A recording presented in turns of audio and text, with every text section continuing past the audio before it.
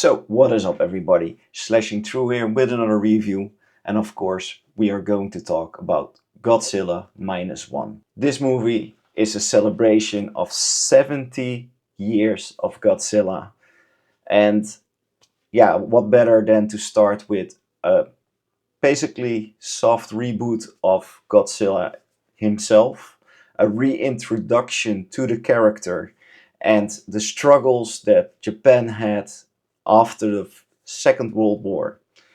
Meaning, we are set in this era of Japan being in complete disarray, people not knowing exactly what their future will hold. They don't know where to go, and also people are angry to each other, to the world, everything. So when this movie is playing out, you really see that the characters are struggling with the realization that they lost the war and also that they lost a lot of lives in the meantime during the war.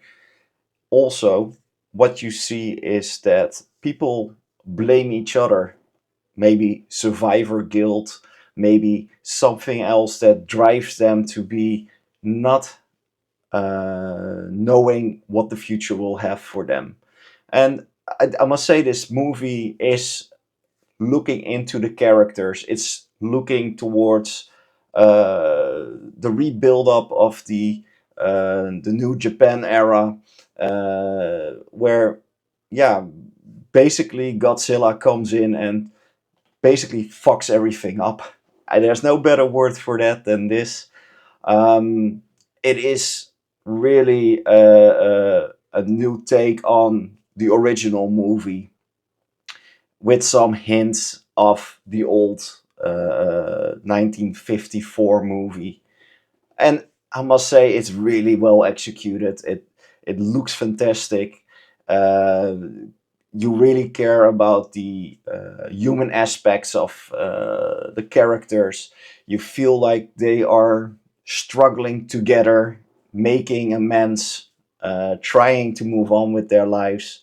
And you see that really, for the first time in a long time, you see a movie doing this well inside of a Godzilla movie.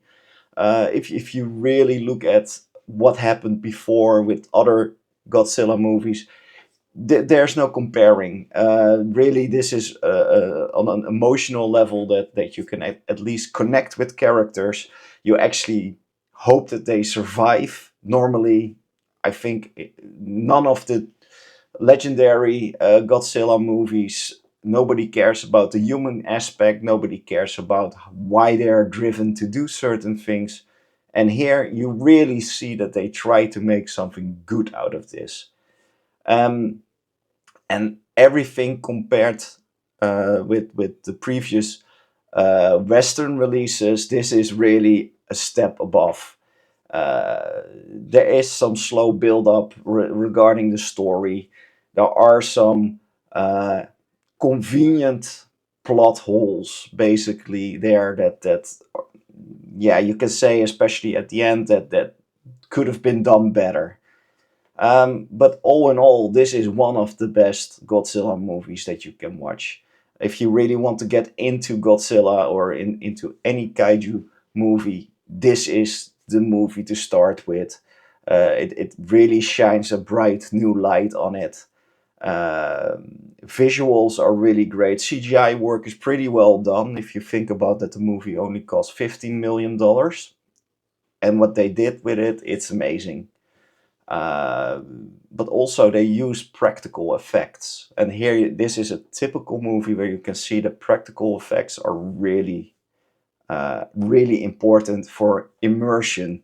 So not everything has to be computer generated. Not everything has to be this thing that you basically think that everything needs to be set inside of a computer or on a green screen. People notice, people see that, and I think this is one of those movies that really embraces the practical effects, and really starts doing good things with it, and shows you more or less that you're inside of the city, and when everything gets blasted away by Godzilla. You actually feel like, yeah, there is debris all over the place. You feel like you're there.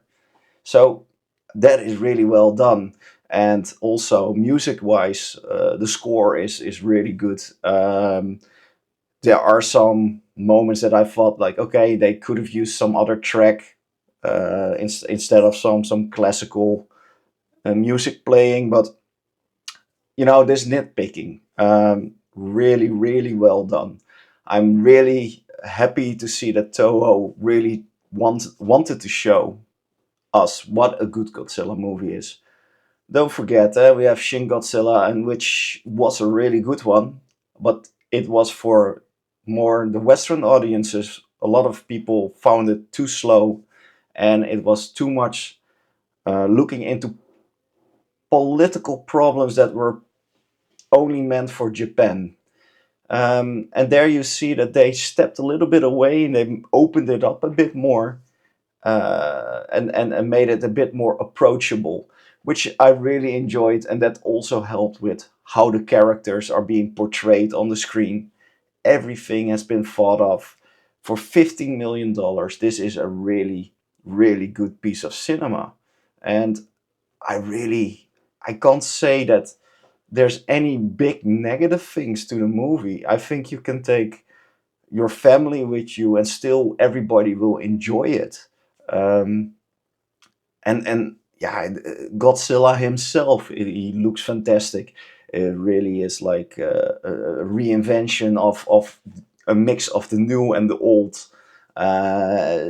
He looks so aggressive. He looks amazing when he destroys the city. It is really a good uh, portrayal of Godzilla, and I rather see him in this, how you say it, this villain type of character instead of this family type of character where he's trying to save the world. For me, Godzilla always is the one that is the bad villain in his movies, and I really enjoyed it in this one. Yes, it's a soft reboot. Yes, there are certain scenes that are being reused from the original 1954 version, but all in all, everything is really well done. It looks really good, and I'm happy that I went to the cinema to see this one. And I would suggest you doing that as well. I would say Godzilla -1, a must see, and a big 9 out of 10 from my side. Not because I'm a Godzilla fan, it's just also because I'm a movie fan.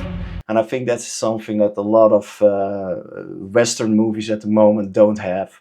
They don't have that movie feeling to it. It all feels so made in a wrong way. And this one just hit all the boxes.